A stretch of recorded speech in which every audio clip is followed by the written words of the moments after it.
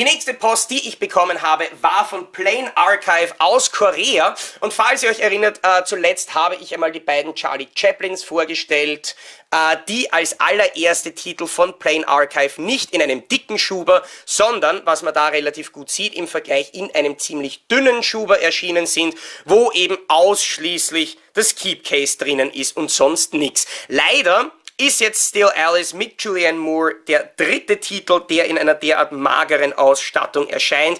Ist auch, muss ich jetzt zugeben, in Sachen Artwork überhaupt nicht mein Fall, überhaupt nicht mein Geschmack. Ich meine, es ist ein fröhliches, einladendes Bild, wahrscheinlich ein bisschen im Gegensatz zum Film, könnte man fast meinen. Es gibt hier einen schönen partiellen Glanzlack. Es ist ja von der Arbeit an dem Schuber her relativ in Ordnung, wie von Plain Archive gewohnt, natürlich auch der partielle Glanzlack auf dem Spine und auf dem Backcover. Hier, man hört es wahrscheinlich, wenn ich drüber streiche, sogar das Gestein mit einer anderen Finish versehen als der Rest von diesem Außenartwork.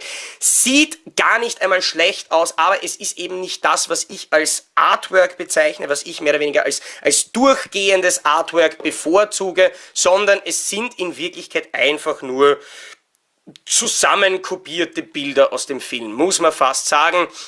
Auch hier natürlich auf dem Keep Case hat Plain Archive bereits bei einigen Titeln durchgehende Artworks gemacht, was sie hier ebenfalls nicht gemacht haben. Also für mich ist das mehr oder weniger in Sachen Plain ein eher Schmalspur. Was man natürlich eben auch an der Dicke merkt, dafür zumindest im Inneren recht schön.